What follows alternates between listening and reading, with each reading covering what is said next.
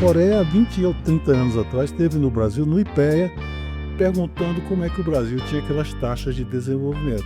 Fomos em missão visitar a Coreia porque ela é um tigre, ela cresceu e quando feitas as perguntas, disseram, nós fizemos o que fomos lá visitar, vocês disseram que era para fazer. Na verdade, eu estou querendo mostrar que escrever é um empurrão que você dá. E o cara começa a escrever.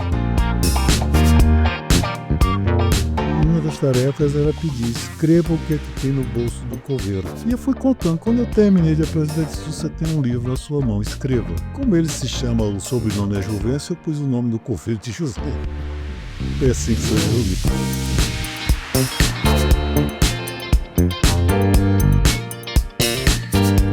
Muito bem, tá aí, mais um Café com Manteiga chegando por aqui, tudo bem? Um grande abraço, viu? Obrigado por acompanhar a gente por aqui em mais esse episódio. E hoje nós temos um episódio, diga-se de passagem, um episódio muito bacana, porque eu estou recebendo aqui um cearense porreta. Eu vou bater um belo de um papo. Mas antes eu quero falar de Pão de Queijo Xodó de Minas, que é nosso parceiro por aqui. Eu quero falar da delícia do Café Caldense. Eu quero falar também de mineração. Hoje nós vamos falar ainda hoje, como você vai conhecer melhor a Viridis, como você vai conhecer o ciclo da mineração, e as boas práticas do setor aqui no nosso Planalto, tá bom? Eu quero falar também do Motiro, o seu app de preferência, viu? Você que quer aprender a programar, ou tem alguém que queira aprender a programar, eu quero que você anote aí, www.motiro.app. Motiro.app. Vamos repetir? www.motiro.app para você aprender a programar ou passar para alguém que queira aprender a programar. Nós estamos falando aqui do seu futuro profissional, tá? Vamos voltar aqui com o nosso convidado. Hoje é um escritor. Antes, ele rodou o mundo. Ele esteve em Brasília por muito tempo, fazendo grandes trabalhos em Brasília. Um deles, ele foi pesquisador do IPEA, que é um Instituto de Pesquisas Aplicadas, o resto ele conta pra gente aqui. Estou recebendo aqui o João Brígido, tá bom, João? Tudo bom, é um prazer enorme estar com o teu público e confesso que é uma alegria chegar nos Poços Caldenses dessa forma. De uma forma amistosa, numa conversa de amigos. Estou aberto. Estou pronto para a gente conversar sobre isso. Você tinge o cabelo como eu ou não? Não, isso é a natureza que tem. A natureza. O meu é tingido. Eu tenho cuidado tanto deles. Mas tá charmoso. Se não deixaria da cor que estava, né, João? Então. Ô, João, você está em posse desde 2021. 2021. Na verdade, eu trabalhei no IPEA como pesquisador durante os últimos 40 anos. Desde a elaboração de projetos, negociações internacionais, aposentei. A minha esposa contraiu uma enfermidade, que ela é aqui de Santa Rita de Caldas. Nossa vizinha aqui. Pois é. Por isso que se explica que alguém do litoral subiu a serra. Me aposentei e aqui eu estou desde 2021, aposentado. E aí resolvi escrever textos literários. Você estava em Fortaleza, né? Nasci em Fortaleza. Estava em Brasília, onde fiquei esse período. Mas você morou em Fortaleza também? Morei em Fortaleza. A minha família toda de lá, continuam por lá. E eu estou devendo uma visita. Então vamos começar falando do IPEA, que é o Instituto de Pesquisas Aplicadas. Explica melhor para quem está nos ouvindo, nos assistindo, a respeito do IPEA. Vamos conhecer direito esse instituto. O IPEA é como se chama, um think tank. Hoje é uma grande referência que nós temos no Brasil, de pensamento econômico e ao invés do viés da universidade, ele desenvolve pesquisas aplicadas, pesquisas que vão para as políticas públicas para a sociedade brasileira. E foi a minha grande escola. Na verdade, eu chego lá e, nesse tempo, tenho experiências que o IPEA desenvolve. Ele tem várias áreas sociais, econômicas, macroeconômicas. O IPEA hoje é parceiro, é um ator muito importante na formulação de políticas públicas. Eu fiquei na área de desenvolvimento regional e me entusiasmei com a cooperação internacional. Como é que o Brasil atua fora? Porque a imagem que nós temos é que o Brasil recebe cooperação, mas nós cooperamos com 129 países. Que essa cooperação em que sentido? Pois é. Em que segmento?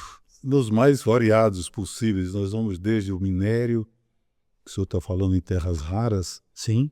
e onde nos interessa ver os impactos ambientais. O PE trabalha nisso também, como formulador e subsidiando aspectos que precisam ser considerados.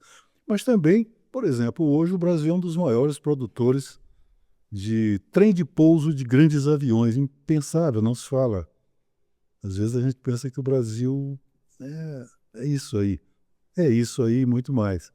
Fazemos hoje quase todos os grandes aviões do mundo pousam com trem de pousos feitos no Rio Grande do Você Sul. está falando da Embraer, não? Não, eu estou falando da iniciativa privada. Os grandes grupos econômicos encomendam e a gente desenvolveu. Outro lado, a Embraer. Na Embraer, hoje nós temos a internet. As entregas feitas pela internet são feitas nos nossos aviõezinhos iniciais da Embraer. Senão, ele é o Jeep da aviação comercial. Ele vai onde os grandes não vão. Você está voando em aviões da Embraer para fazer as entregas da internet dos buracos do mundo. Sim. E hoje o preço de revenda de um avião inicial da Embraer não tem no mercado. Por exemplo, então, cooperação brasileira também tive em vários continentes conversando para identificar o que é que fica dessa cooperação. É muito grande o papel do Brasil de produção de alimentos. Sim. Nós somos um celeiro do mundo. E com isso vai toda uma cooperação da Embrapa, por exemplo, que desenvolve em países que têm dificuldades econômicas, ensino, transferência de conhecimento no nível de formulação e produção. Então, a África tem sido uma grande área de trabalho, como também na área de saúde. Desenvolvemos trabalhos com países como o Benin, na África, de onde vieram os nossos escravos, ou escravizados. O Benin, você visitando, você tem a impressão que está em Olinda, porque eles, quando foram libertos, levaram a arquitetura de Olinda. Embora sejam muçulmanos, só não tem a cruz. Mas é idêntico. Você pensa que está no Pelourinho, na Bahia, em Salvador. Porque esse intercâmbio, mas qual foi a grande contribuição brasileira, ou ainda é desenvolver produtos de saúde que prorrogam a vida das pessoas que vivem no continente africano e tem uma doença infame, que tem uma mortalidade enorme até os 12 anos.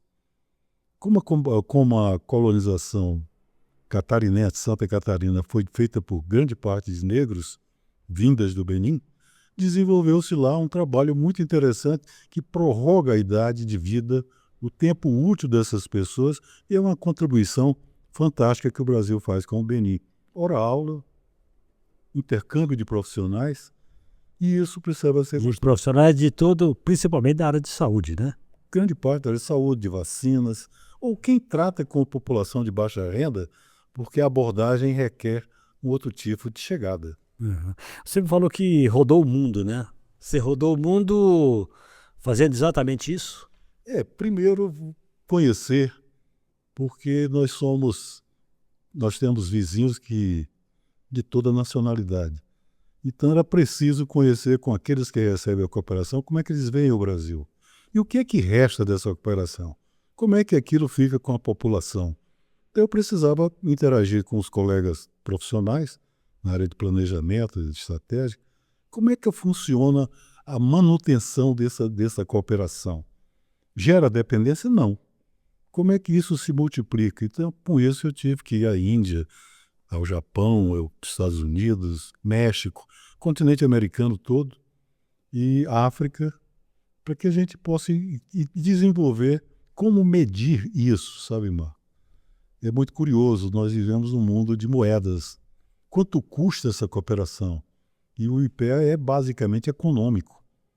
Como é que se mede isso aí? Quanto é que o Brasil está doando recursos de um país tão pobre para quem, por exemplo, a França recebe cooperação brasileira? Mas existe uma reciprocidade? Aí é o outro braço da cooperação recebida. A cooperação brasileira ela é de um sentido único.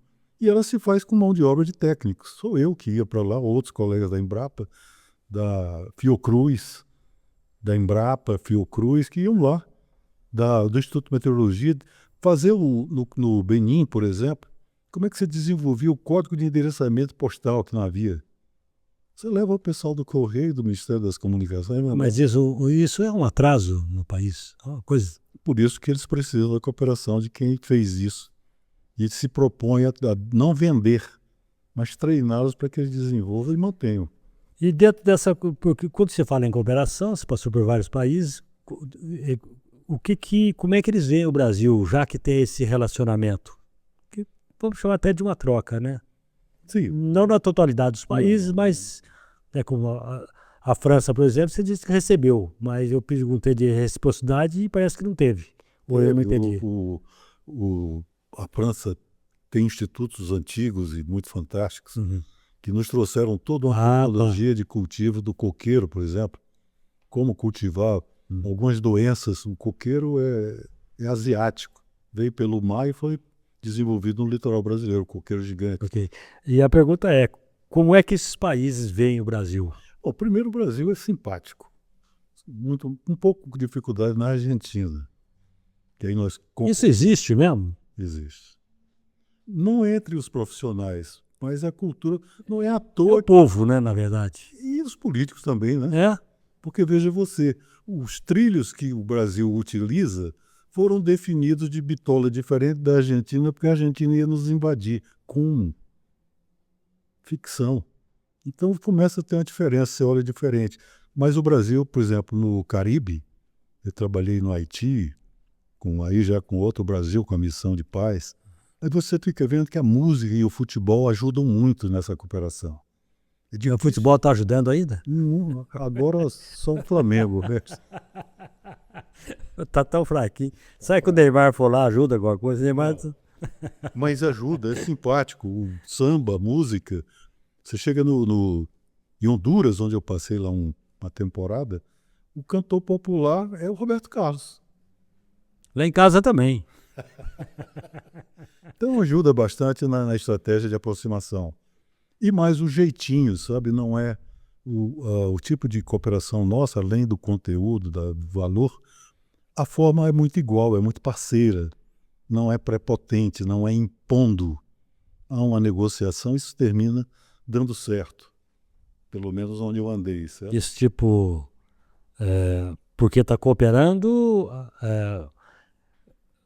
tipo, mostra para as pessoas lá que vocês precisam da gente, é isso? Não, porque o Brasil não é um país... Uma coisa meio soberba, não existe. Não. Diferente quando você vai com um país rico, que está no Conselho Superior das Nações Unidas, tem poder econômico.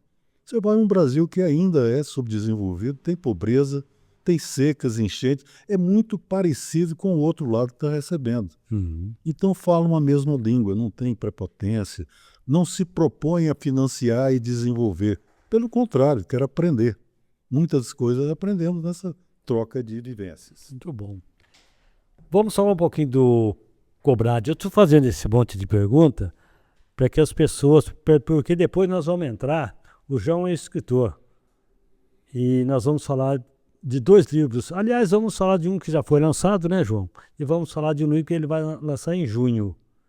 Então, por isso nós trouxemos o João aqui. Mas, normalmente, esse cara escreveu um livro e ele saiu de onde ele tirou isso daí e tal, para que você conheça um pouquinho por onde o João passou. O João trabalhou, segundo ele, de 80 para cá, né, com todos os presidentes, né? Então, é um cara que tem um caminho longo, uma história bela para contar. E, inclusive, fazer fofoca é com ele mesmo, né, João? Do bom sentido. No bom sentido, pô. Aí vocês vão entender no livro aí, mais pra frente, né, João? Mas começando com a pergunta do Cobrade, agradeço muito, Marcos, a oportunidade de... Quem é essa figura que está aí no pão com manteiga? Café com manteiga. Pode ser com pão também, viu? Pode ser com pão, eu gosto. Manteiga vai com tudo, bicho. Sei lá. Pois é, quem é essa figura? Esse tipo de trabalho, e aí o que é esse Cobrade? É uma sigla da Cooperação Brasileira para o Desenvolvimento Internacional. Na verdade, aí eu pude desenvolver uma metodologia de medir. Não havia. Nós temos 2 grandes grupos fazendo a mesma coisa. Os que têm dinheiro, os ricos, que são os países que já estão desenvolvidos, e que foram responsáveis pelos desastres das guerras. E eles tiveram que construir uma organização de países ricos, de 26 países ricos, que financiam projetos, inclusive no Brasil, mas muito mais na área da Segunda Guerra Mundial. O Brasil vem que não fez guerra, não tem nenhuma conta pendente nesses países que foram destruídos. Um lado financia e quer o retorno, custa dinheiro. É a OCDE, é a Organização de Cooperação para o Desenvolvimento Econômico, que é mantido pelos Estados Unidos, basicamente, e que financia e tem um retorno. Não tem almoço grátis, você está pagando. Sim. E aparece um outro país em desenvolvimento, que é o Brasil, e faz uma transferência de conhecimento. E transfere para os outros países o que ele fez aqui. Por exemplo, a Coreia, que é um dos países hoje de referência, a Coreia, há 20 ou 30 anos atrás, esteve no Brasil, no IPEA, perguntando como é que o Brasil tinha aquelas taxas de desenvolvimento. Do fenômeno, do milagre brasileiro. Qual Coreia? Coreia do Sul, a Coreia do Norte. Oh, Deus. A Coreia do Sul veio. Há coisa de 8 anos eu estou ficando fora do IPEA há muito tempo. Então eu estou falando do meu tempo. Sim. É uma coisa de 8, 9 anos. Fomos em missão visitar a Coreia porque ela é um tigre. Ela cresceu. E quando feitas as perguntas, disseram, nós fizemos o que fomos lá visitar, vocês disseram que era para fazer. Ou seja, eles fizeram, se aplicaram e hoje são o que são. Então nós estamos marcando ainda o passo, desfazendo, refazendo. Tem esses episódios, certo? Então o COBRAD foi um método de medir. Por exemplo, a nossa hora de trabalho aqui custa dinheiro, amigo. Como medir? Aí eu vou ver quanto é o teu salário, faço uma continha e digo quanto é a tua hora de trabalho nesse programa, como a minha. Mas não é de graça, certo? Nada, não tem almoço grátis. Sim. Então o COBRAD foi onde o Brasil pôde apresentar para o mundo que sabia fazer essa mensuração, esse dimensionamento, sem ter o dinheiro, sem ser financiamento. Nas horas que eu fui para esses países todos, os colegas e as instituições, com o dinheiro público. O COBRAD, ele não tem nada, quando você esteve, vamos dizer, trabalhando para o COBRAD, posso dizer assim? Com o COBRAD. Com o COBRAD, Yes. Aí o IPEA ficou de lado. Não, o COBRAD é do IPEA. O COBRAD é do IPEA, é um braço do IPEA. Ainda hoje ele faz esse mesmo trabalho, só que cada vez ele está mais parecido com o dos países ricos. Cada vez ele mais econômico. Eu ainda participei de um braço social. Certo? Hoje, isso tudo que eu expliquei, hoje eu já fico vendo, eu não participaria, não que discorde, mas ele está muito mais de um trabalho de economista, quanto é que custa, quanto é que eu pago, quanto é que eu ganho, quanto é que eu levo nisso, quando inicialmente ele tinha uma proposta humanitária, uma proposta mais de transferência de saberes. Ok. Quando eu falei que você passou por todos os governos de 2010 para cá, você foi chefe do gabinete, né? Do Ministério da Defesa. Isso.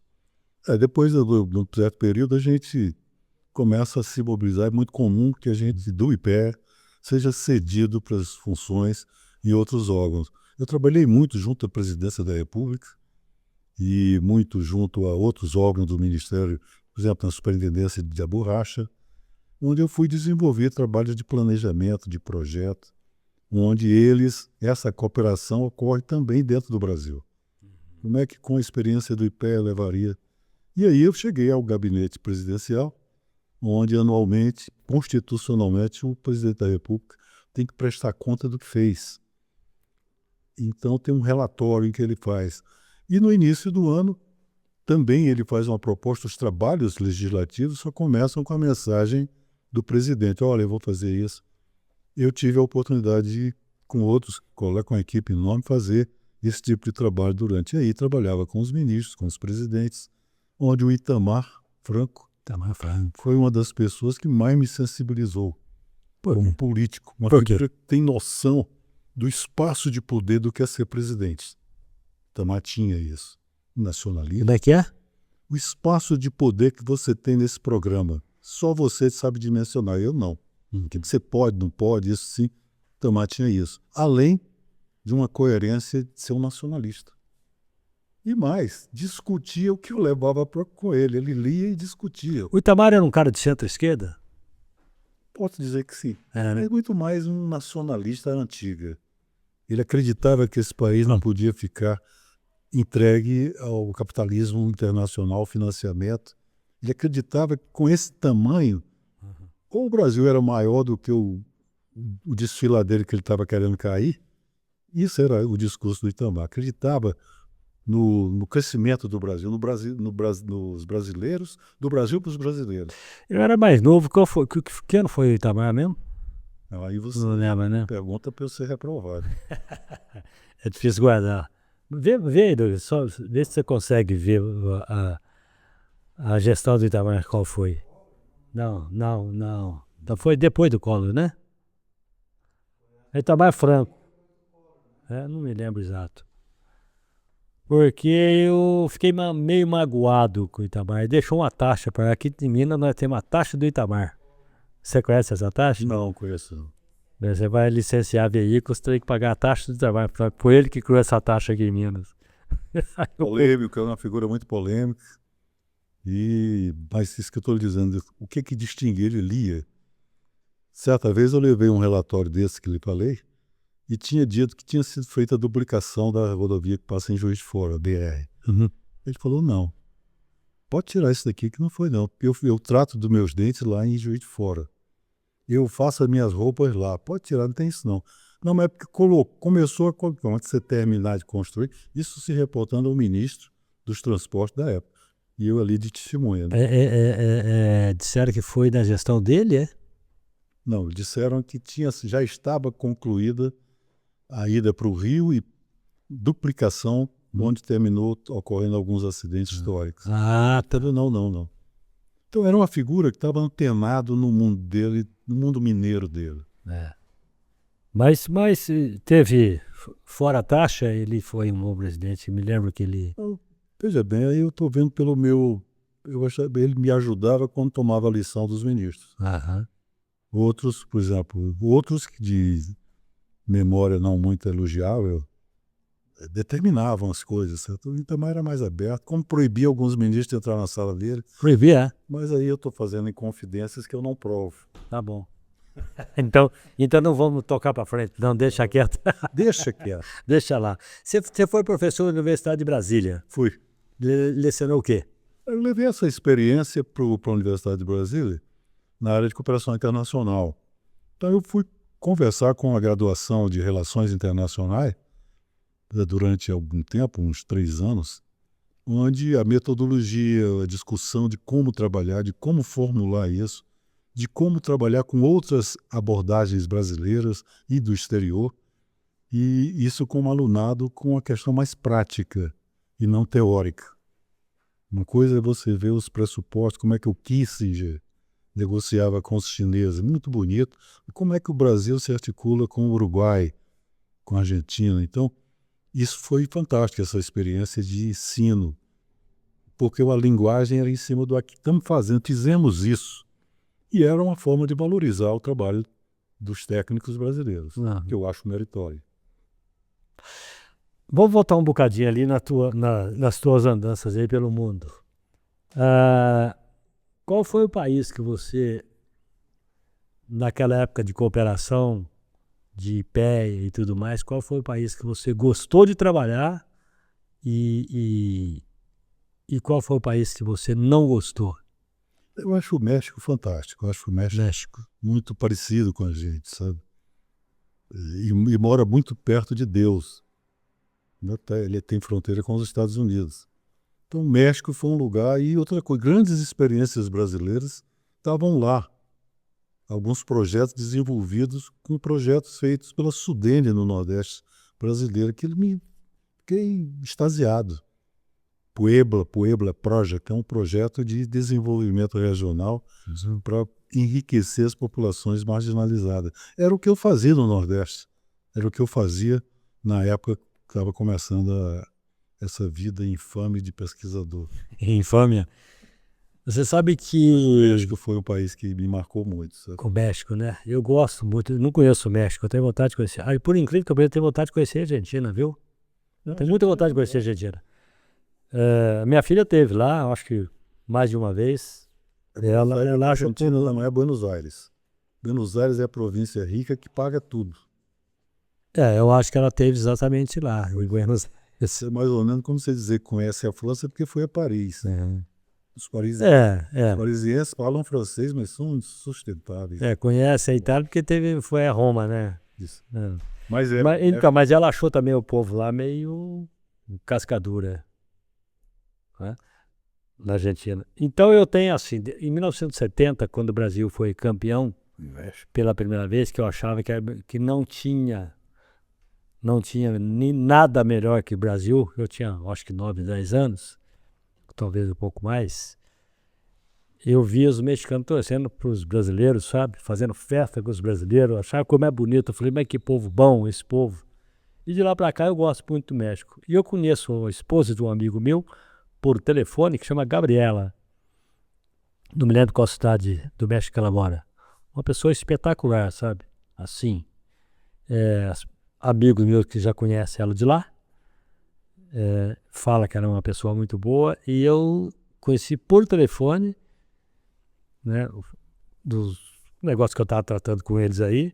E achei uma pessoa assim muito, assim, bem parecida com a gente, sabe? No estilo de conversa, de falar de festa, disso, de futebol, daquilo outro. Então eu tenho uma simpatia muito grande pelo México também. Mas uma coisa eu te garanto, o meu livro não tem nada disso. Não tem nada disso? Vamos falar do teu livro então, né? Porque você escreveu um primeiro livro, vamos começar pelo primeiro, que foi No Bolso do Coveiro. Isso. Que título é esse? Como é que se escreve um livro, aliás? Você senta e começa a escrever, como é que é isso? É muito interessante, tua pergunta é muito boa, porque tem uma fantasia tirada dos próprios professores, das próprias universidades. Dá licença, entendeu por que eu quis conversar um pouquinho com o João antes de tocar no assunto do livro, para saber que não se escreve, quer dizer, até se escreve, mas para saber de onde ele vem, né? Qual é que palavra eu posso usar aqui, João?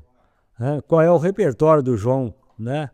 Ele está alinhado com o quê para escrever um livro e trazer essas histórias para cá? É por isso que eu puxei um pouquinho aqui, deu essa cafuchada na vida dele aqui, né? E foi Mas então, um passeio bom, me deu saudade, mas deixa lá, não, deixa quieto. se quiser chorar, pode, porque não tem. Pega uma aguinha para nós lá. Em verdade, amigo, você traz uma bagagem cultural que não se apercebe. Eu sou nordestino, e me fiz, me formei, estudei. Eu sou engenheiro agrônomo de formação, tem quem diga, mas é verdade. E a minha deformação básica é essa, eu me formei em agronomia. E de lá para cá eu virei planejador, economista agrícola, área internacional, por agregação. Mas trago uma história do semiárido, da seca, da exclusão social, da pobreza rural, que é um outro povo que vive ali junto de você e você não percebe.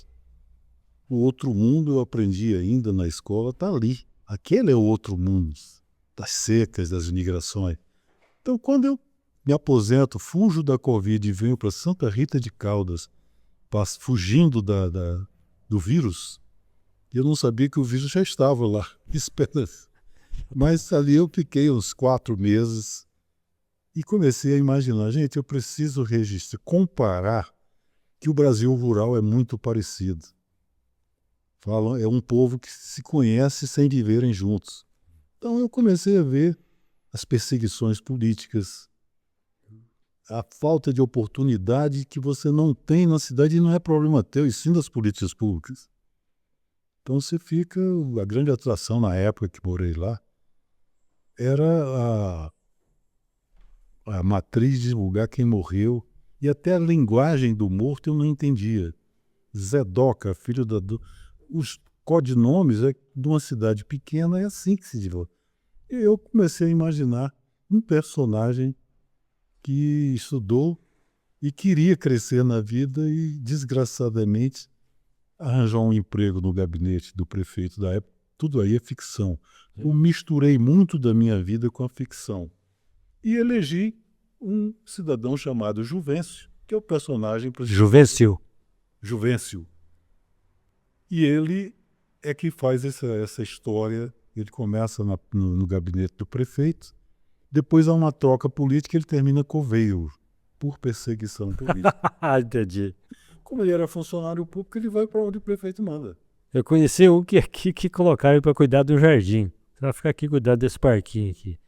E aí, em cima dessa história do Juvencio, e o Juvencio faz umas tiradas filosóficas, que é o João Brígido, escondido, se fantasiando de Juvencio, mas que tem a mesma validade para o meu semiárido do Nordeste como para o rural mineiro, que nunca vi falar tão parecido com São Paulo.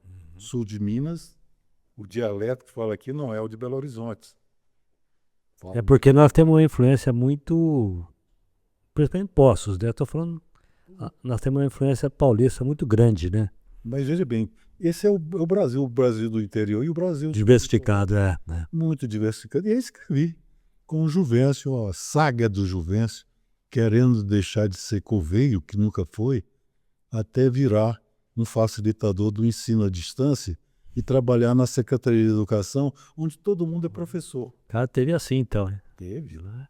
Do céu ao inferno. Em cima da internet. Como ele tinha treinado nisso, ele terminou tendo uma oportunidade, porque não havia alternativa. Com Juvencio ou sem Juvencio, traz o Juvencio. Então eu construí. E, de fato, na verdade, me fascina o conto. Eu fui escrevendo esses capítulos e pondo os personagens visitando o segundo ou terceiro, virou um romance. Na verdade, quando eu descobri que era um romance, estava feito. Que aí você vai contando histórias. Então, escrevi o primeiro romance em cima do Bolso do Coveiro, que são coisas... Por que você deu esse título? É do Bolso do Coveiro, né? No bolso. No Bolso do Coveiro. Por que esse título? Porque eu curioso. fazendo um seminário aqui, em Poços de Caldas, com um grande amigo meu, que era o animador do Senai, no Sesc. Ele dava tarefas para os participantes. E uma das tarefas era pedir, escreva o que é que tem no bolso do coveiro. Não dizia nada, e eu desenvolvi os 10 coisas que eu encontrei. Uma caneta Bic quebrada já no fim, 2 cigarros comprados no varejo. Cigarro picado. Cigarro picado, está assim como está no livro. Uma conta vencida, recentemente paga de luz. E eu fui contando. Quando eu terminei de apresentar, eu disse, você tem um livro na sua mão, escreva. Como ele se chama, o sobrenome é Juvencio, eu pus o nome do coveiro de José. É assim que surgiu ele. Muito bom, muito legal. E você tem uma veia cômica, né? Eu diria é um humor meio, às vezes, cáustico. Mas tem que ter humor. Tem que ter. Né? Tem que ter. Senão a vida é mais dura. Né? Tem que ser engraçado. É por isso que eu falei para você ficar bastante à vontade, para que você possa soltar a tua veia cômica por aí. Esse livro tem alguma coisa a ver com esse... como é que chama lá? O próximo livro? A Vida Curiosa dos Outros. A Vida Curiosa dos Outros. No segundo ou terceiro capítulo, um personagem muito interessante da minha vida pessoal, que era um dos sobreviventes do período da Segunda Guerra Mundial, e os portos recebiam muitos gringos. Uhum. Fortaleza é um porto. Então ele aprendeu inglês de porto. Sabe? Aquele inglês que se você puxar o futuro do verbo, ele não sabe, mas sabe se expressar. E ele se chamava Bafafá. Esse personagem está lá no segundo ou terceiro capítulo, e ele, ao fim do dia, não tinha o que fazer, vindo de Fortaleza. Ele não tinha nada, uma matriz com um arranjo do fim de ano, com as luzes queimadas, ninguém na rua. Aí ele recebe pegar o beco e subir rumo à casa das primas, para tomar a saideira e ouvir a curiosa vida dos outros. Aí eu peguei esse título e trouxe para esse segundo, mas agora de contos. Porque ali você fala de pensamento, reflexão, né? Você fala de, que é mais? Relação com as pessoas, uns com os outros, né? A vida real, a vida como ela é. Esse que quando vira uma obra literária, você vai ver, não é o cara que está na esquina tomando um cafezinho contigo, certo? E pedindo para o pão, pô, paga aí o pão. É assim que a gente sobrevive no dia a dia nos pontos de ônibus dessa cidade, no Brasil. Então, é uma chance de você falar a linguagem do povo e ser entendido. Certo? Eu aqui, quando eu vejo ali os prédios no centro da cidade, lindos, maravilhosos. Mas por ali passa um pessoal correndo para o último ônibus do terminal rodoviário, porque é de buzu no fim do mundo. Esse povo fala coisas maravilhosas. É daí que eu tiro a minha inspiração. Foi daí que eu comecei a escrever aqui. Certo, Fabiano? Aí você vai juntando peças. Ouvindo história. Então, juntando. É uma coisa que dá, e aí é onde entra o livro A Curiosa Vida dos Outros, que são tirados de relatos de amigos que são artesãos aqui nos domingos, na feirinha ali. De história que você ouve na rua. Histórias que eu ouço na rua, outras são ficções. Por exemplo, esses canais que se interligam. Eu desenvolvi um cara que não aguentava mais ouvir as novelas das 6, das 7, das 8, das 9. Então o cara fugia dali e ia ler o livro dele, arranjou um abajur. Tem um pouco de invencionice. Mas o bom do texto literário, do conto, é que eu escrevo pensando que é verdade e o leitor toma como verdade. E nós dois nos ajudamos. Mas os meus contos eu fui buscar em algumas escolas muito interessantes, que a gente pode falar. Sim, pode. Que o conto é antigo, o conto é medieval. O conto é do tempo que você põe os filhos para dormir contando Era Uma Vez. Era uma vez, você já está no meio da história como Era Uma Vez. Você se livra de caracterizar um conde que andava num cavalo, conde os homens não tem que descrever nada. Era uma vez a Maria do Cemitério, que é uma figura de Machado. Da minha terra. Eu morava no...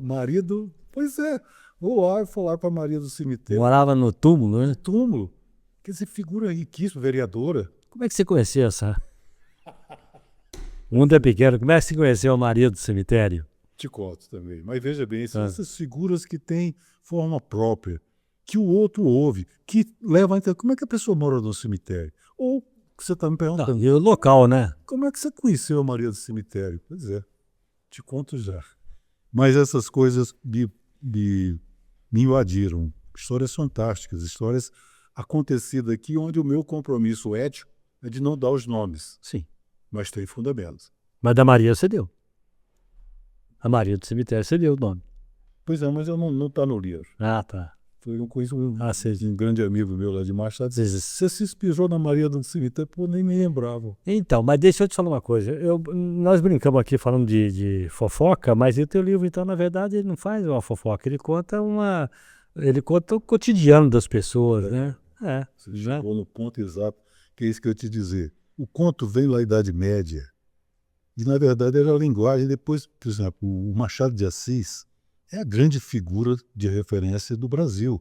Ninguém vai saber. Para você fazer conto, tem que ler os contos do Machadão, que são curtos. Quando ele escreve romance, é um desastre, porque tem o filho do filho da mulher. Você tem que ter o caderninho para ir anotando os nomes. Mas os contos deles são perfeitos. Um grande sociólogo brasileiro, lá do Rio Grande do Norte, Natal, ele dizia que as histórias de Trancoso, que eram da época... Trancoso, Bahia. Não, Trancoso era de Portugal, tá. Que eram mentiras. História de pescador, você acredita se quiser. É a história do Maurício de Nassau. Pois não. Você acredita se quiser. E isso prevaleceu durante muito tempo, até você chegar no século XIX, século XX, que ele toma áreas de literatura. É um estilo literário. Escrever conto não é fácil, parece. Caramba, é contar histórias. Mas como que você vai colocar alguém para se interessar? Hoje publiquei um conto do livro, é o último conto do livro, o 14º conto, falando da Cleo, quem diria, morava na Vila Cruz. Eu li, apresentei uma leitura, uma pesquisa sobre Cleópatra, a rainha do Nilo. Mas eu fiz a leitura de tudo que era livro que estava disponível, até Shakespeare, que tem uma tragédia do Marco Antônio e a Cleópatra, para mostrar que nada disso é documento, nada disso é história. É tudo história de pescador. Sabe? Não tem. Pra você ter ideia, a própria imagem da Cleópatra que você tem é da Elizabeth Taylor. Eu vou te perguntar uma coisa. Eu acho que não existe nenhum livro que ele é 100% verdade, né? Principalmente, estou falando de um livro de romance, de contos. O texto narrativo poético, ele é imaginário, ele é uma ficção. Ele é um sonho. Porque, pelo que eu vejo, o seu livro, tanto no Bolso do Coveiro quanto esse novo livro aqui. Como é que é o título que você falou? Perdão. A Curiosa Vida dos Curiosa Vida dos Outros, que é o que vai ser lançado em junho. Aqui em Poços. Todos eles trazem um pouco de verdade e um pouco de ficção. Sem dúvida, pô. Né? Sem dúvida. Ele tem um compromisso de capturar a linguagem do povo, mas que ele me ajuda a localizar. Onde ocorreu a Praça dos Macacos, onde eu encontro a Cleo se preparando para o terceiro turno do emprego dela. E aí você vê que as pessoas sabem onde é a Praça dos Macacos, tem um fluxo de pessoas dentro da cidade forte. Então isso foi tirado de conversas com eles, algumas delas uma ficção pura mesmo, mas que eu coloco aqui na cidade. E o grande aventura é essa, é de prender a atenção de quem está lendo, de ter fundamentos de verdade. Por exemplo, o retorno de um transplante, o translado do corpo de uma poço-caldense que morreu em São Paulo, que a família mandou buscar para o jazigo, e encomendou para um irmão dela, da morta, que foi prontamente, só que ele era alcoólatra. E ele voltou parando em tudo que era bar de lá para cá. Chegou aqui às 3 horas da manhã, foi levar o carro ali perto do supermercado, que antigamente tinha um estacionamento ali, com o nome de Pané, o nome de uma empresa de aviação. Sim. E deixou a morta lá. Está morta. Mas de manhã eu vou cuidar de padres, de enterro. Chegou 2 da manhã, para lá de Marrakech. E quem Vem tomando todas. Hein? Vem tomando todas. Essa é uma história tirada de um fato verídico. As pessoas que disseram isso, eu homenageio o destino, mas não falo quem não foi. Mas é verdade. História verdadeira. É uma curiosidade, né? Uma curiosidade. E você fala em outras curiosidades desse livro. Tem. E então, afinal, que curiosidades são essas? Você fala. Eu tiro, veja bem, eu aprendi com alguma delas que, por mais miserável que seja uma pessoa, ele não compartilha livremente sua vida pessoal. Tem um limite em que eu não falo. Eu vivo isso que você está falando, mas eu não gosto de falar. Então, a habilidade é você pegar carona em algum desses pedaços de conversa, transformar numa história sem o compromisso do final feliz. Eu adoro escrever contos cujo final deixo por tua conta. Você que termine. Durante muito tempo os franceses fizeram filmes assim. Você ia ver o filme, no final você dizia, mas como é que ficou? Sei lá. Porque era uma escola francesa que deixava por quem estava assistindo o filme concluir. Eu gosto, isso é uma característica do começo do século XIX. Alguns autores que são referidos e estudados, argentino, temos Cortázar, que é um grande escritor argentino, e outros franceses, Edgar Allan Poe, americano, eles não concluíam porque deixavam por conta do leitor. E aí que é o fantástico de quem escreve contos. Monta a história, o final é seu. Final feliz? Pô, legal. Porque depois que eu te entrego o livro, eu quando escrevo não sei para quem escrevo. Só a turma da autoajuda que sabe para quem escreve. São os politraumatizados que estão aí querendo encontrar um reino. Porque você colocou aqui, né, que você escreve o livro e sem saber, na verdade, quem é que vai ler esse livro, né? Exatamente. Por exemplo, esse livro, A Curiosa Vida dos Outros, eu descobri já depois de escrito o livro que eu estou tocando no carro-chefe do pessoal que trabalha com o psíquico. Os terapeutas, os psicólogos gostam desse tema. Quem é o outro? Você, para mim, no momento, é o outro. E o entrevistado é o outro para você, que não se conhece. Os meus leitores leem o conto. Quem é esse cara? Quem é esse Juvencio? E imaginam. Mas nós não conhecemos. E esse é o fundamento básico também do ensino. Você dá aula com um grupo que só se reúne ali e se dispersa. Quem é o outro? O livro que eu acho que as pessoas precisam ler, A Curiosa Vida dos Outros, para saber quem é o outro na tua vida. Esse livro, depois nós vamos passar a data direitinho, né? Ótimo. A gente passa tudo. Você escreveu por onde esse livro? Você tem uma posição independente? Como é que é isso? A primeira experiência aqui, no IPEA, eu não me preocupava com isso, porque ele tem uma área de multiplicação, de divisão, distribuição, biblioteca, toda referência. Eu tinha que entregar um texto academicamente inquestionável. Tá. Ok. Mas onde vai publicar, o próprio IPE publicava e não tem preço. Tá. É um serviço público que ainda hoje você baixa de graça na internet. Quando eu venho para cá que termino de escrever, eu tenho que publicar o livro. E aí você entra no mercado, amigo, onde não tem nada de graça. Sim. Então a primeira publicação foi independente. Eu sei te dizer como é que eu escolho papel, o miolo, qual é a capa, qual é o tipo, como é que eu faço a diagramação de modo que seja mais agradável ao leitor. Eu escrevo, teoricamente, para gente do meu tempo. Certo? Então não é... Ou não, né? Ou não. Porque a tua história é interessante, eu acho. Mas veja bem, eu estou vendo professores, professoras, como tem professoras nessa cidade. Como tem gente da área acadêmica, aposentada ou não, nessa cidade. Esse público me interessa, porque lê. Depois que ele vê só a manchete no celular, ele não lê nem a notícia. Então, esse é um público que eu fui tirando e vendo que esse livro, Na Vida dos Outros, pretendo fazer um debate no Instituto Moreira Salles, onde eu coloque um lado, e já convidei uma amiga que é a minha terapeuta, ela topou, coitada, e uma minha revisora que mora em Brasília. Aí eu chego nesse livro atual. Nesse atual, eu estou encontrando uma editora de Brasília que vai fazer o lançamento nacional. Mas o lançamento vai ser aqui em Poços de Caldas, no dia 19 de junho. Muito bem. Não, o Moreira Salles é o debate, que ainda estou costurando para ver se eu entro na fila, na burocracia, porque não se resolve aqui. É que nem o Sesc. Você pensa que resolve ali no Sesc, é em Belo Horizonte. E nem na Católica. Você conversa com a turma da Católica, é Porto Alegre. É um negócio... Eu não estou acostumado com isso. Que eu trabalhava numa instituição que definia e vamos fazer. Não sei se esgotei tua lista de... Nada.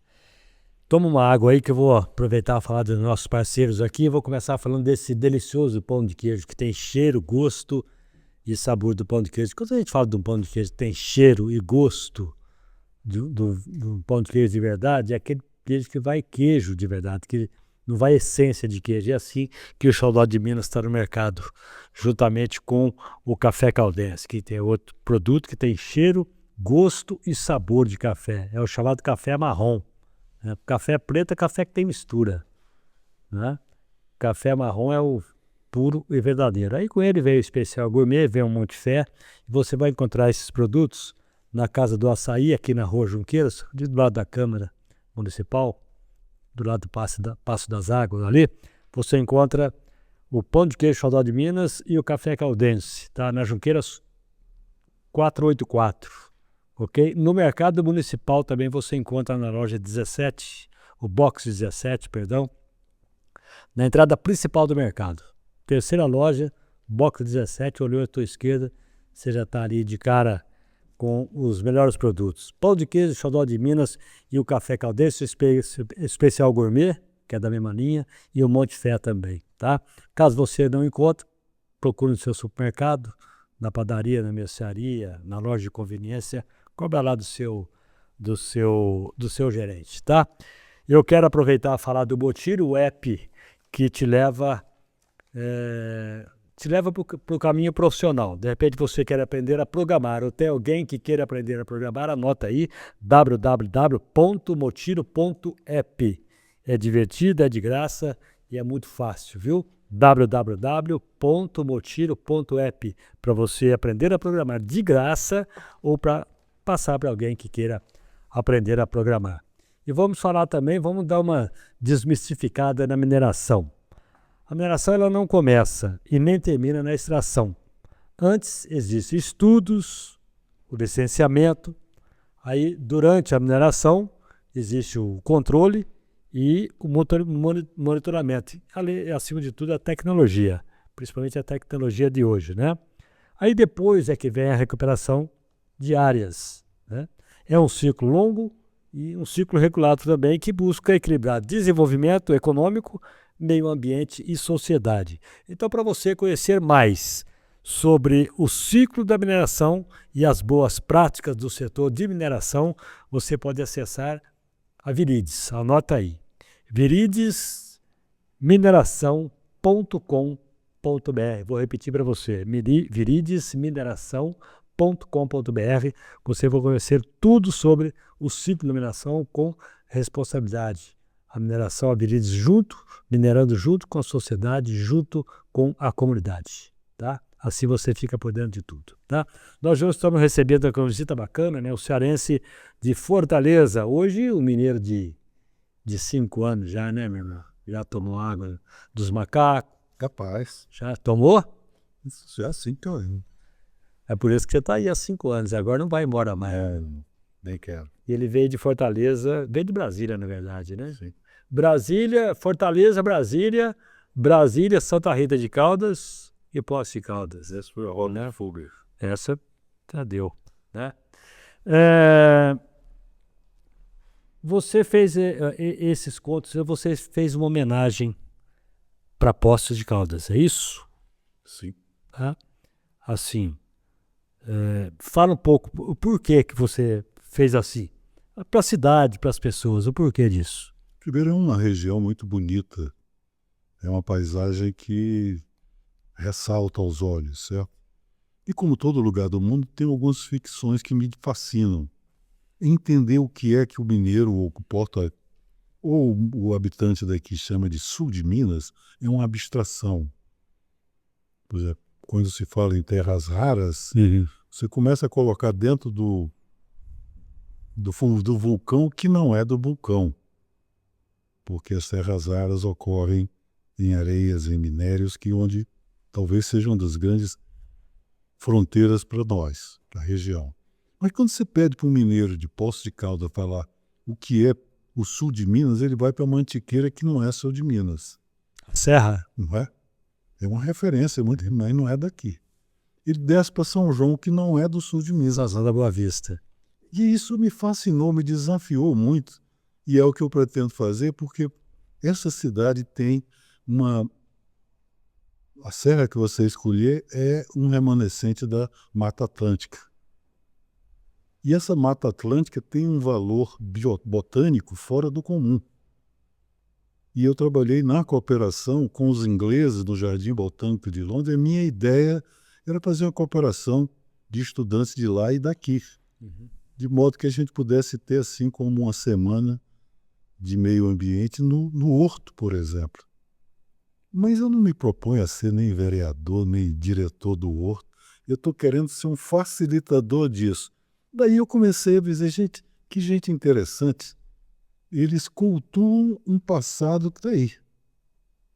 Mas encontro pouca gente falando de futuro, do day after. Como é que vai ser? Nós vamos ficar homenageando, as referências vão morrendo. E o que nós estamos pondo no lugar? Então daí, amigo, eu vi que fui descobrindo figuras de Poços de Caldas, amigos. Primeiro é uma gente receptiva. Não te convida para ir para tua casa, demora um tempo. Quando você... a gente dá uma olhada primeiro. Demora um tempo até você entrar na cozinha e comer um pão de queijo. Toma algum cafezinho. E eu consegui com algumas pessoas isso. Pessoas que na sua loja comercial param o processo e me abrem um espaço perigosamente, porque eu sou espaçoso. E essas pessoas eu não poderia deixar de escrever um livro e me referir à beleza da natureza aqui, que é única. E quem sabe eu desenvolvo um projeto desse de cooperação internacional para a gente aproveitar o que, ao invés de estar fazendo mudas para as madames nos casamentos. É uma crítica, eu me arrisco a fazer isso. E a gente fazer, quem sabe, com a cooperação internacional, algo que a cidade teria um pé no exterior e trazia para cá um fluxo turístico de natureza científica. É impossível? Não, basta começar. E o segundo ponto é essas figuras que abriram suas casas, suas lojas e me acolheram e comigo conversam e vibram. Foram os primeiros hoje a me mandar mensagens do conto publicado no jornal. São essas figuras que eu estou homenageando. Eu acho que é um preito de gratidão. Primeiro eu ofereci às mulheres da minha vida, minha mãe, minhas filhas, todas Brígido. Esse segundo para a região, é um registro, e para as pessoas amigas que me acolheram e me respeitam. E posso ser pródiga nisso aí. Quando acredita, você vai longe. Eu não estaria nesse programa se eu não viesse pelo sociograma que a cidade tem. Não tem nenhuma proposta que não seja exatamente a expressão da homenagem do meu livro. Veja como é que eu chego a essa entrevista e fico felicíssimo de estar chegando nas televisões e nos meios de comunicação deles, por uma organização de amigos, profissionais sérios, mas que fazem a sua seleção e dedicam um tempo nobre naquilo que eles dão. Esse negócio aí da Bolero. Essa é a razão de estar escrevendo. Através de bons relacionamentos, né? Hoje é chamado de network, né? A moçada gosta de usar um... Ô, João, você teve hoje uma primeira publicação no jornal aqui, falando da sua relação com a cidade. Publicou um conto hoje no Jornal da Cidade. Segunda vez. Segunda vez. E do que se trata? Esse conto que hoje está no Jornal da Cidade é contando exatamente o personagem. Depois que eu li tudo sobre a Cleópatra, eu achei um porra eu estar falando só disso. Aí escrevi algo não convencional. E aí peguei uma cozinheira da Vila Cruz, aí é ficção, onde eu ia lá pedir uma massa, e um dia ela saiu lá do bunker, que a gente chama de cozinha, aquela casa-mata lá. Bunker. E veio até o salão e disse, é o senhor que perde a massa e o molho que eu tanto me dedico separados? É, porque eu quero ver o que eu estou comendo. Aí veio naufragado nessa molha que eu... Aí ela balançou a cabeça e saiu. Isso é ficção pura. Mas daí eu começo uma história de discriminação e de denúncia. Quem lê pensando que é arroz com, sabe, que é água com açúcar, no final do conto você toma um susto. Caramba, é uma denúncia de discriminação. Quando ela me diz já no final do conto, e eu estou dando um spoiler aí que você me perguntou. Bom, é que hoje nós estamos gravando aqui no dia 3 de março. E o programa vai ao ar dia 10 de março. Então não há mais spoiler porque as pessoas já terão lido no jornal. Ótimo. É. Mas ela diz exatamente isso. Por que eu sou discriminado quando tudo que eu faço é viver com quem me deu a chance de ser feliz? Mas eu não tenho o direito de manhã sair para a guerra da sobrevivência de mãos dadas. Aí você descobre questão de gênero. E toda discriminação cultural, econômica e religiosa. Então, é um artigo, é um conto que você lê, mas ele não é de lazer, não. Você para e fica, caramba, o que esse cara está querendo dizer? É o que eu lhe disse. Para fazer o leitor reflexionar mesmo. Porque senão não vale a pena. Para que eu quero escritores que dizem o lugar comum, certo? Eu quero que ele me faça pensar, caramba, eu não tinha visto isso. E se você lê o conto depois do final, você lê com outros olhos. Caramba, aqui ele já deu uma pista. Isso me fascina, sabe? E eu quero desenvolver com o jornal, propus, que uma vez por mês eu tenho uma coluna dizendo, li por você, que ninguém lê mais, cara. Li por você. Quer dizer, eu faço resumos, críticas de livros, mas não substituindo a tua leitura, mas compartilhando, olha, tal assunto e desenvolver. Por exemplo, os livros da Cleópatra, eu li uns 5, mais um tratado de história sobre a decadência do Império Romano, que é uma coisa fantástica. E desmistificando, sabe, Marco, é uma coisa que eu acho que é o papel disso que eu estou fazendo aqui.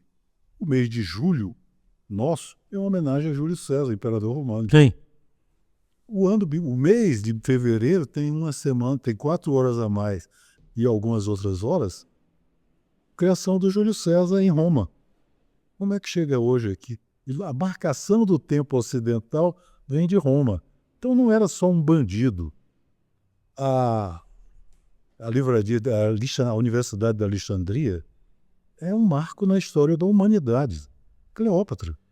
Cleópatra falava 9 idiomas.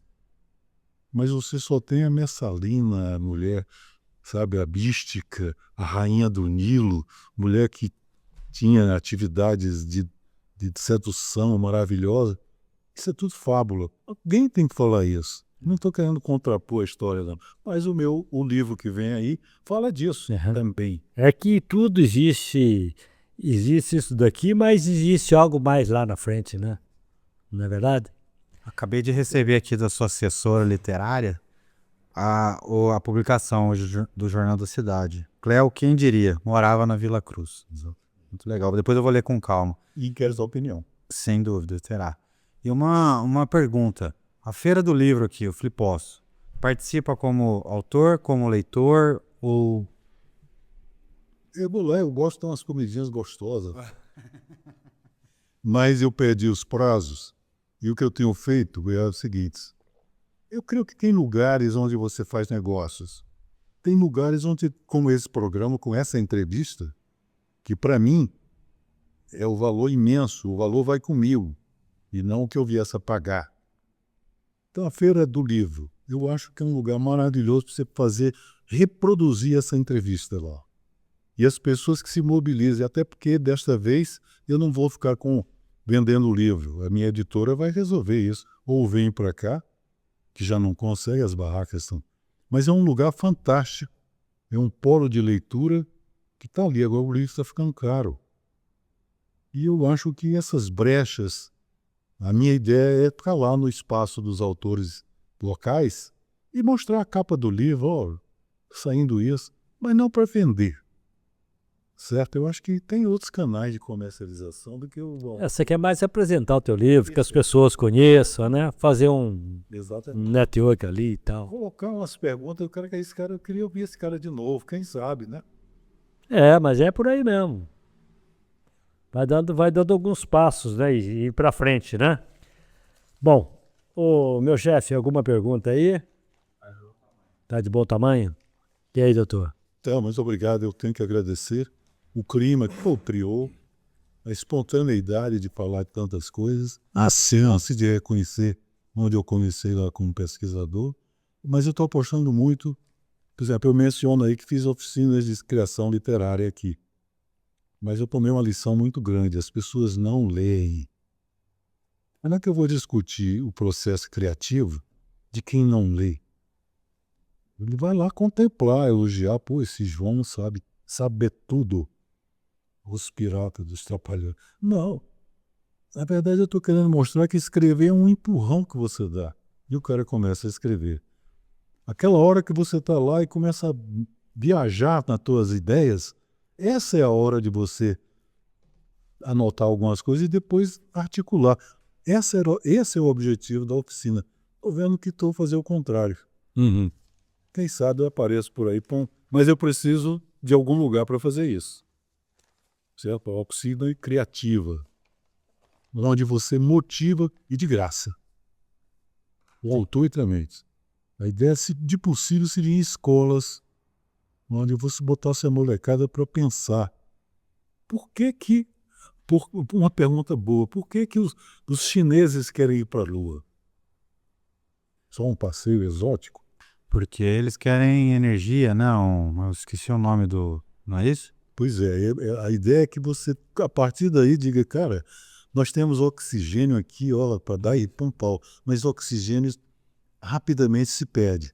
A Lua é cheia de hélio 3, velhurável, é a bateria. Você faz uma bateria de um carro elétrico com hélio 3, ele vai andar, não interessa quem vende baterias. Então eles estão tendo autossuficiência e já tem uma estação orbital em torno da Terra, próxima na Lua.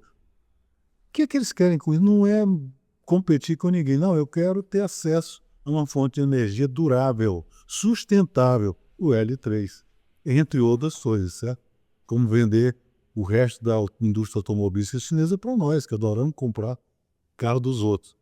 Mas eles hoje estão todos em cima de um sistema de autossustentação, de carros movidos a bateria. O hélio é a grande atração.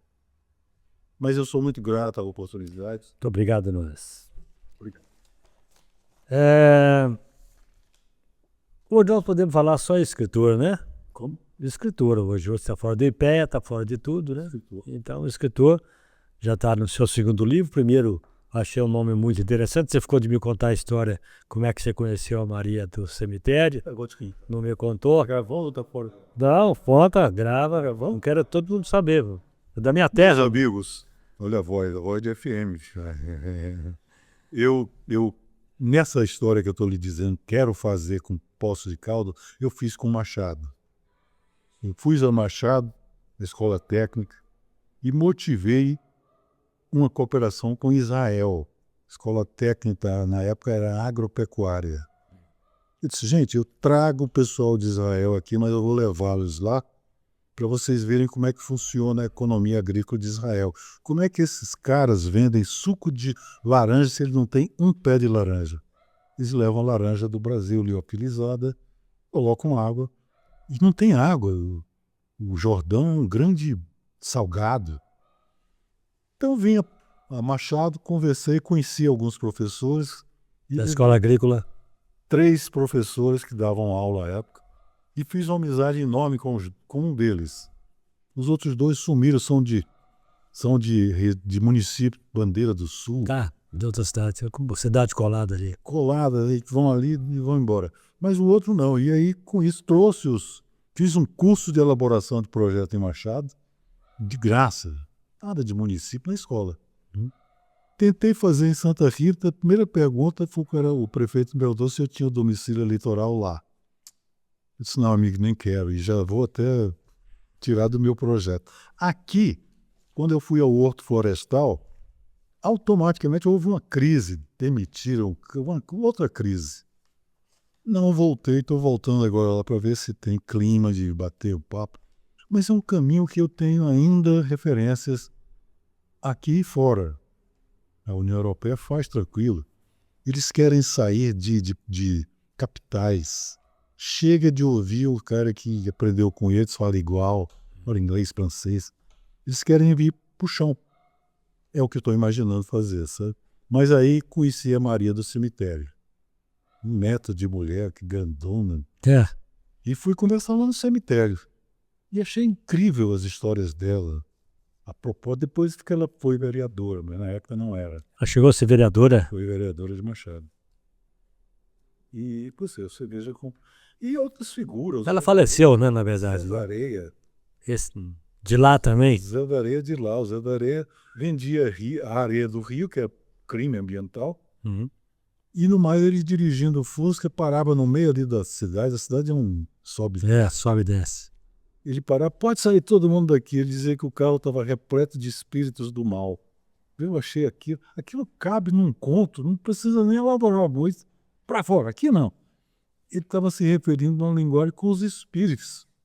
E eu era de Fora, eu era de Brasília, visitando lá. Nossa, que loucura. Mas é um lugar muito legal, que, gente, de novo, é uma economia do café. Lá eu comecei a ter minhas dúvidas. Por que a festa de São Benedito lá é noutra data que não é aqui? Custei a entender. E por quê? Não lembra? Que curioso mesmo, sabia. Outra entrevista, cara. Não pode ser assim, tudo de uma vez. Até porque esse Benedito é o padroeiro de Poços de Caldas, né? Agora eu já tô até com ciúme. Mas percebe, não é. Sei lá, é em novembro, como é que é? É, Outubro, um lance assim, né? E mesmo manifestação cultural, os índios, né? É. Por que é diferente? E aí tem a ver com os sobrenomes famosos daqui. Que puseram a festa quando podia ser. Isso não tem nenhuma crítica, não. São dados culturais da região. É. Mas isso é uma coisa que aprendi em Machado, certo? Eu ia mais a Machado quando morava em Brasília do que aqui. É. Aliás, nunca fui. Esses 5 anos estou aqui, nunca mais vou voltar lá. Faz tempo que eu não vou na minha terra. Sim, como é que é? No Bolso do Coveiro, a Maria do Cemitério. Foi coincidência ou tem aí uma... Então, começa quando você chega na rodoviária e antes de entrar tem um cidadão segurando a Copa do Mundo. Que é de lá. E eu perguntei onde é que aí foram me contar, ele hoje é pobre, não sei aonde. Não estava querendo saber isso. Mas é interessante, tudo tem um pé de história. Como uma Kombi estrategicamente na rodoviária, que fica bem na entrada, para pegar as pessoas que vêm caminhando, botar e levar para o município de onde veio. Isso você só sabe perguntando, na cara de palco. Cara, por que essa Kombi oferece gratuitamente, devolve? Para eles não ficarem aqui. É. Isso, mas aqui acontece isso. Aqui também. Hoje é geral, você pode esperar. Aqui acontece assim. a Kombi pega um pessoal de cidades vizinhas como se fosse um trabalho. Não sei se está acontecendo ainda. Traz essas pessoas para Poços de Caldas, eles ficam o dia inteiro trabalhando, né? Pedindo, à tarde vem buscar. Vai e leva para a cidade. E já aconteceu também de esse lance aí de você é de onde? Ah, eu sou de tal lugar. Bota na Kombi e vai embora. Né? Ô João, muito obrigado por ter vindo aqui falar com a gente, contar suas histórias, as suas andanças aí pelo mundo, né? Por Brasília, né? E desse livro, né? Esse livro importante, As Objetivas, vai ser quando? De julho, João? Junho. De junho. Dia 19 de junho, que aí eu sou 80, eu passo aniversário. Opa. E aí eu já estou na 19 de junho, onde vai ser o lançamento? 19 de junho, o lançamento aqui em Poços de Caldas. Você vai ser até local? Será na chocolateria Lascaux, Aqui no Palace Hotel. Palace Hotel. E vou lançar em Brasília, de onde é a editora, mas depois. Muito bem. E só um detalhe para ficar como curiosidade. Talvez eu seja o primeiro entrevistado seu que trabalhou na Antártida. Na Antártida. Cerveja não, lá no continente. Ah, 50 graus abaixo de zero. Que é outro lugar maluco do mundo. Tá lá. E o Brasil tá lá com a base. Muita dificuldade, porque é uma coisa completamente... Tenho a honra de ser o primeiro pesquisador brasileiro que está aqui contigo. você foi um convidado bem atípico, né, vamos dizer assim, né? Um forte abraço a você, sucesso nos seus livros, nas suas andanças por aí, tá bom? Com vocês. Tá joia. Lucão, tudo certo aí, compadre? Tudo certo. Vamos sair daqui? Ainda não vai encerrar. Nós vamos tirar uma fotografia, porque essa foto você vai dar para as moças colocar na cabeceira da cama, entendeu como é que é? Para insônia? Pra insônia, porque ela quiser.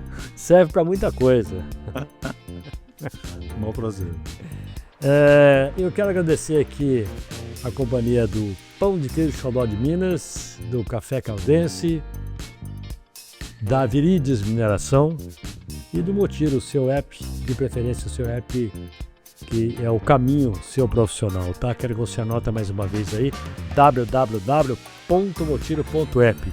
E mais uma vez lembrar você que para você conhecer sobre mineração, conhecer mais sobre o ciclo da mineração, é só, e as práticas positivas da mineração, você acessar viridesmineração.com.br. Na próxima quinta-feira, nós vamos voltar com mais um episódio do Café com Manteiga. Viu? Muito obrigado, um grande abraço, fica em paz, vai na fé e até a próxima.